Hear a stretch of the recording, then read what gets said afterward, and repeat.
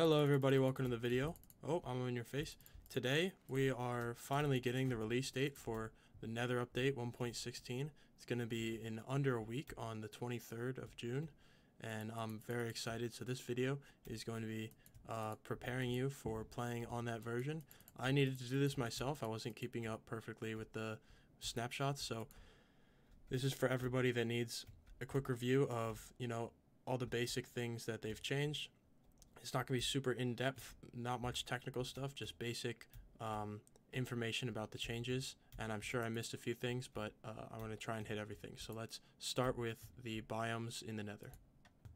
Okay guys, so the first thing to note is that the normal Nether biomes that we've been used to, which is just this, the way this area looks in here, is now called Nether Wastes. So that's the new name for this area. They've just changed that to give it a name, since I don't think there was biomes in the past, so it needed a name. Okay, and the first actual biome we're checking out is the Crimson Forest. Now, the first thing you can see in here is very red. There's like a red haze. There's also these new particles for different biomes. This one's, some red particles. They're called Crimson Spores. But the first thing we're going to talk about is on the ground right here. This is Crimson Nylium or Nylium. It's the dirt, basically. And this is what it looks like. Very interesting. You can use bone meal on it in areas like this. Let me show you. Where you want it to spread. See, it'll spread to this area, and then it'll also create these crimson roots. So the first thing is the crimson fungus right here, the trees, and that comes with the crimson stem. Sorry, which can be used just like wood. It comes with this right here, the nether wart blocks, and so this is just the fungus. They are lit up by shroom lights right here. These are like glowstone, basically, just a little different looking. And then the next thing is the weeping vines. So that's what these are right here. They grow from top down. So if we get some of these, and we can put them right here. If we get more bone meal, you can bone meal them downwards. See? So that's an interesting new, vegetation to have here. The next thing is the crimson spores in the air, which I already talked about, the particle effects here.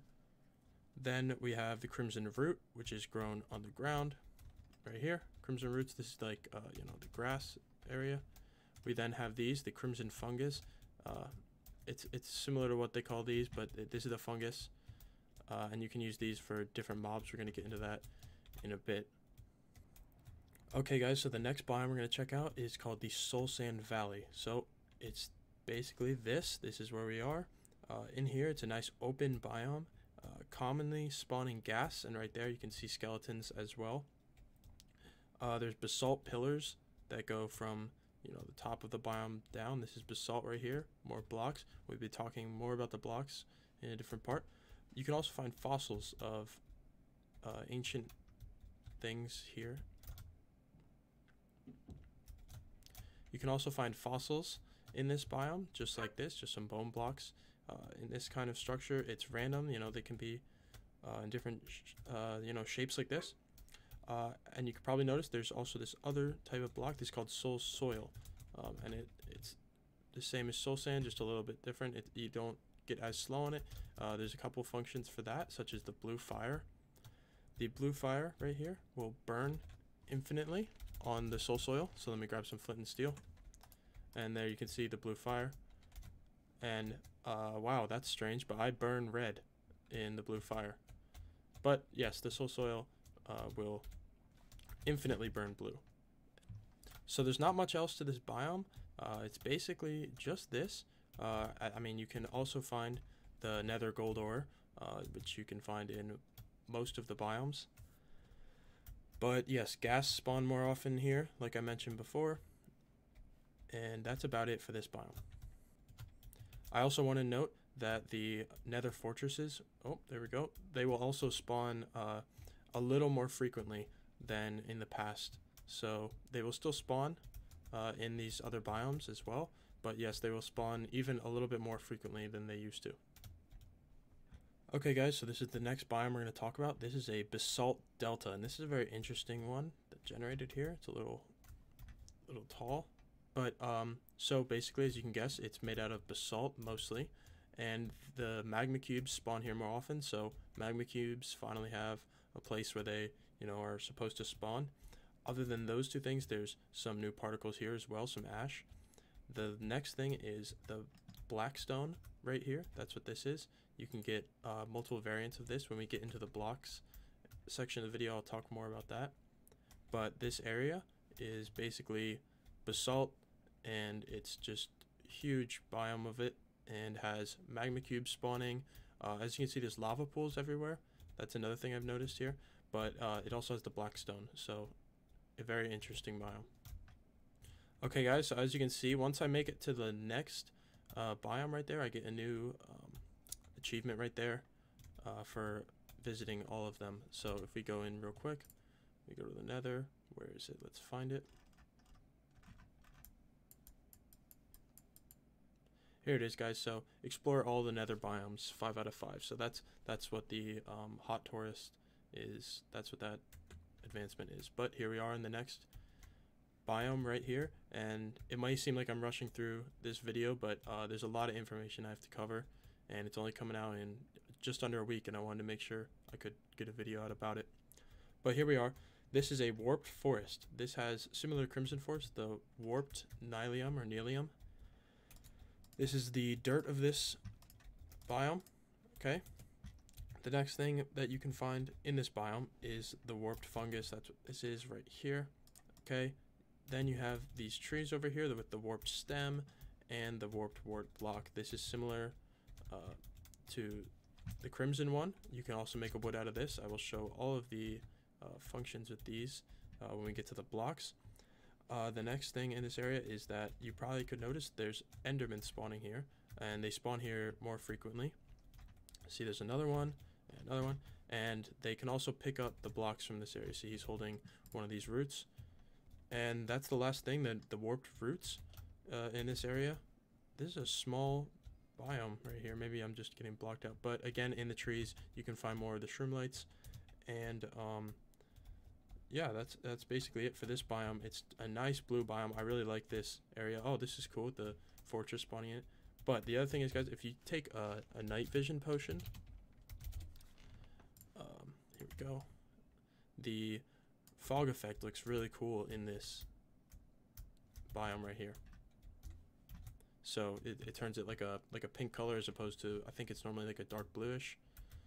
And it actually is very cool in here. I like this biome a lot.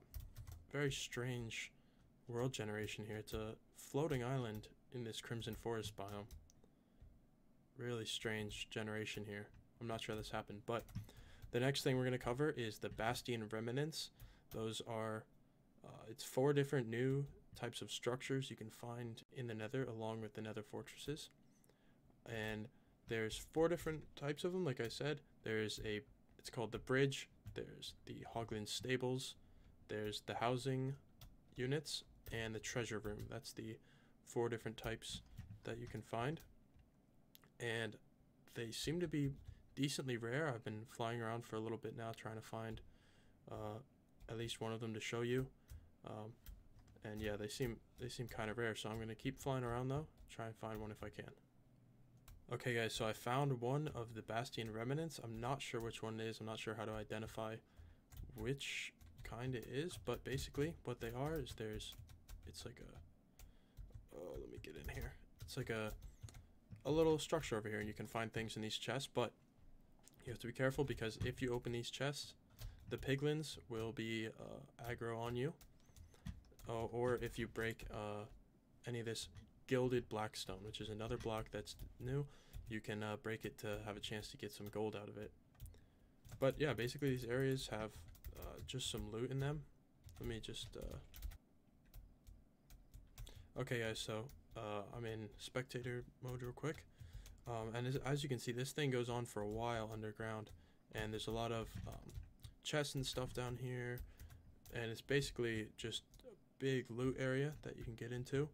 And I'm really not sure which one this is. I'm thinking maybe it's the stable, But either way, I'm gonna throw up a couple of pictures on the screen of all of the different types. Oh, let me just get out of that.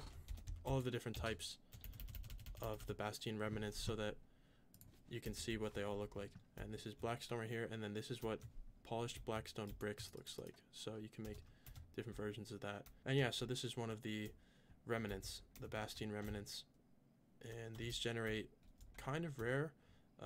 I was able to find this one within a couple of minutes, but it definitely seemed like it was decently rare. I found probably 4 nether fortresses before I found one of these, so it's decently rare. Okay guys, so the next thing we're going to be covering is the newest type of gear and armor material.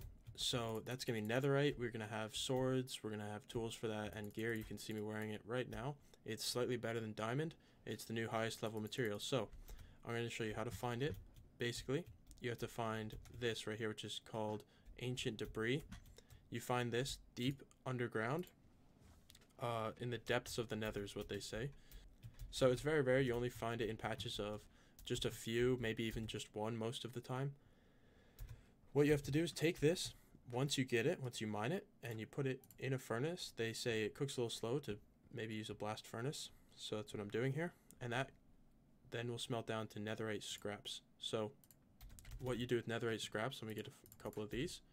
You have to, let me grab a crafting table. Whoa. So you grab a crafting table and you take 4 scraps, okay, and you need 4 gold. Then you can take them and you can put them, combine them like you do with like concrete powder and stuff, and that will give you 1 netherite ingot. Now with a netherite ingot, you can use 1 netherite ingot to make 1 type of armor, gear, sword type of thing. What you need is a smithing table, which has been in the game. This has been used for just villagers, but so this now is a functionality. You go into it and you put in whatever it is you want. You can use a sword, any piece of gear, anything. You put that in and you put your 1 ingot in, and it goes from diamond to netherite. And as you can see, 7 attack damage, 8 attack damage, and you know, you can get whatever with it. This is a very interesting change. Instead of crafting anything out of it, this is how you do it. You just use the smithing table to create whatever it is that you want to make netherite. Okay guys, so the next thing we're going to get into is the mobs in the nether, the new ones. The first one we're going to talk about is the hoglin. This is what it looks like, and it is an aggressive mob, and it spawns usually in crimson forests. It will attack you when it sees you, and you can breed them using fungi. So let me grab a little bit. You need crimson fungus. Oh, that's a baby, of course. There we go. So you can breed them using crimson fungus or fungi. No, it's fungus. And then, yeah, you can breed them with those. They also seem to be scared. Oh, they also seem to be scared of the warped fungus. You see, they could run away from it for some reason. But yeah, you can breed them using the crimson fungus. Okay guys, and the next mob we're going to talk about is the piglin right here. They are aggressive towards you. So let me get into survival. You can see they will be aggressive unless I put on a piece of gold armor. Now they will be friendly. All you need is 1 piece. Oh, not for these guys though. But yeah, all you need is 1 piece of gold armor on, and they will become passive towards you. The next thing you can do with these guys is you can trade with them. It's called bartering. You basically just throw them a piece of gold. Let's see if they'll pick it up. And they hold it for a second, and they will throw you something random back. There's a loot table that you can look up, but there's a bunch of different things you can get. You can see I was trading with them earlier.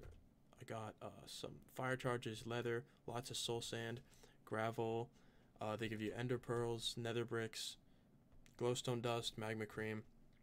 There's a big list online that you can look it up. They give you obsidian, all sorts of stuff. But yeah, that's their biggest functionality. They also spawn in the Bastion remnants that I showed, and they get mad if you try and take any gold, such as this, or open the chests, break a gold block from the remnants, they will come after you even if you are wearing the gold armor. Okay, so the next mob is the zombified piglin. I didn't really have to spawn one in. You can see them right here. You can see them naturally spawning over here. This is the zombie piglins. They just had a little redesign and rename. And this is what they look like. Same functionality as they had in the past, just a little bit different now. Alright, and the last mob we're going to talk about right here is the Strider. These guys can walk on the lava. You find them on the surface. They can stack themselves. You can also put a saddle on them. They like the, let me find it, the warped fungus. And let me get a saddle. If you get on them,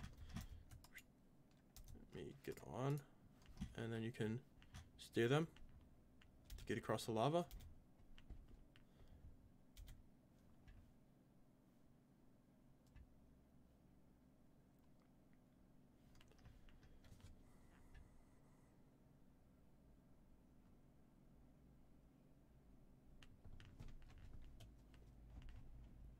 And as you can see, these guys are also following me.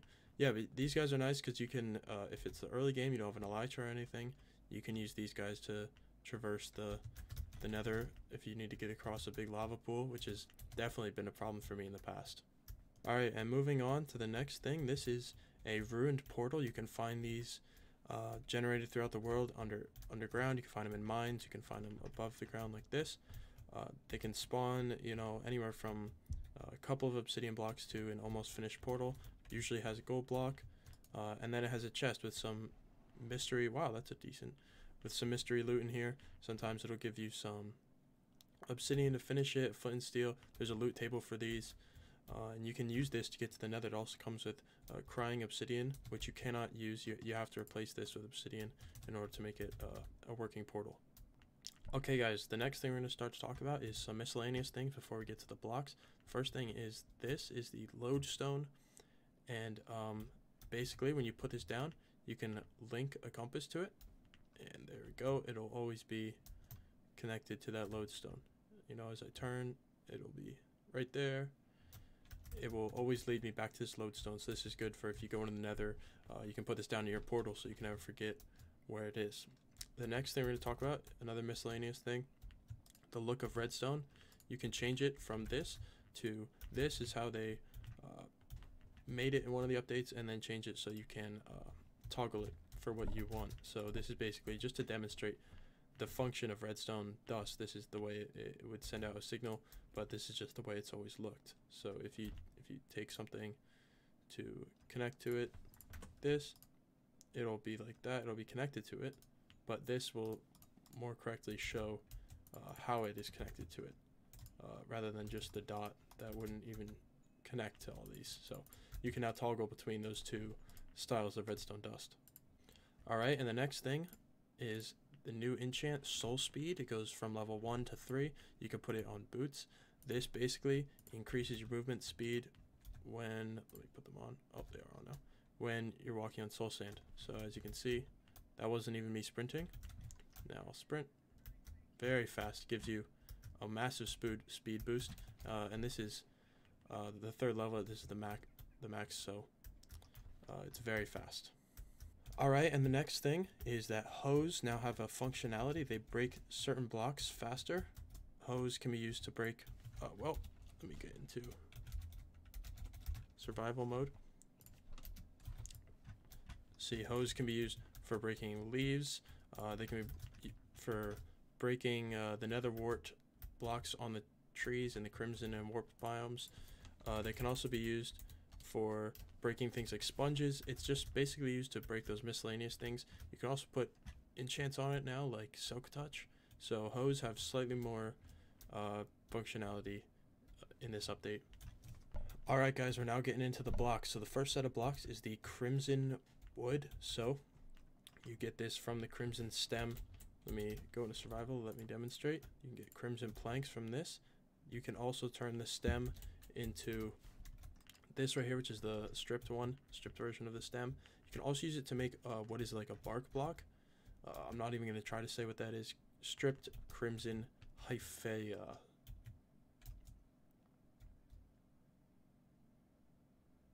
So yeah, you can make basically a bark block out of it. You can use the planks to make slabs, trapdoor, fence gates, stairs, even a button, doors, which are interesting looking, and also a sign as well. Alright, the same goes for the warped version. You have planks, you have the logs, or the stem, then you can strip it, get the bark version, the slab. Another thing I forgot to mention with the crimson is there's also a pressure plate version for that. Yeah, but all the same for this version. That's very interesting looking trapdoor. Actually, did I miss? Yes, I missed the door. There's also a door, and that's what all these look like for the warped stems. Alright, and the next thing is basalt right here. This is what it looks like normally spawning, and then you can also get polished basalt, which looks like this when you smelt it. You can place it this way as well. This could be good for building. Yeah, but basically you just take some basalt that you can mine from the basalt deltas or the soul sand valleys, and you can smelt it down to make this, the polished basalt. Alright, the next thing you can do is you can make these right here, the soul torches, which is that blue fire again. You can also use a campfire version of it. You can also use the torches to make a lantern version, which looks very nice. Then we have this block right here, which is the chain block. This is a new block, and basically it's meant for lanterns because it has the same texture as the lantern right here, and it looks really nice with it. So those are the three new lighting, blue fire lighting objects, and they look very nice. I really like this for building. Alright guys, and right here we have the target block. This is made with hay bales, and this is a block that will give a redstone output based on the target. So let me demonstrate real quick. If we just get a little bit of this, and then a little bit of this, and we just get some of this, we can shoot it, and as you can see, it will light up. It gives a redstone output. I believe it will affect the strength of the output based on where you hit it. So if I hit it all the way out on the edge here, well, see, it only went to like about here, but if I was to hit it right in the center, it gives a nice strong redstone signal. So you'd have to look up the exact numbers to find out what it is, but yes, it does matter where you hit it on the block. So if I had it right here and I hit it on the outer edge, the redstone lamp wouldn't light up, but if I hit it right in the bullseye, there it does light up. So very interesting redstone block, and could be used for some new things, especially target practice. Alright, and right here we have the two new variants of nether bricks. We have the cracked nether bricks, which look very nice, and then we have the chiseled nether bricks, which have the wither skeleton skull chiseled into them. And these look very nice. These are two new variants, and they are going to be very good for building. Alright guys, and this next one I'm very excited about. This is the quartz brick block, and we've needed a white brick block in the game, so this is very nice. And this can be used. It's very nice texture on here, and it's going to be really good for building. It's going to be a very popular block. But yeah, the quartz bricks, this is the new block they added along with the nether bricks, so this is looking very nice. Alright, and right here we have the next new block. This is blackstone right here. You can find this in the basalt deltas in big chunks over there. And then right here we have the cracked blackstone, the blackstone slab, stairs, and wall variant, and then the gilded blackstone, which you can have a chance to get a gold drop from. Next we have the polished blackstone bricks, and the polished blackstone bricks cracked polished blackstone bricks. And these have variants. The bricks have the slab variant, the stair variant, and they also have a chiseled variant, the polished chiseled blackstone right here. Then over to the polished blackstone, we have a button, a pressure plate, and walls. This is the normal polished blackstone, and then right here we have the slab and the stair variant for that. I also thought it would probably be good to mention that all you need is blackstone in a 4 like this in a crafting table to get polished blackstone out of it. And then when you have the polished blackstone, this is how you make the polished blackstone bricks right there. And it started to rain. Alright, and these are the last blocks I'm going to show. These are the warp blocks for, this is called nether warp block, and this is called warped warp block. This is from the crimson trees, and this is from the warp trees. Alright guys, well, that's it for now. It's all I'm going to be showing. for today's video about the update. If you'd be interested in watching me do a Let's Play when 1.16 finally comes out, let me know. I'm probably going to have a poll up in the top right, so just let me know if you'd like to see something like that. And yeah, I'm very excited to be playing on this, and hopefully this was a helpful video for you to learn some basic things that they've added. There's some more technical things that have been changed. You can go through all the snapshot updates if you'd like. They're on minecraft.net. And that's me for today though, guys, so thank you for watching, and I'll see you again soon.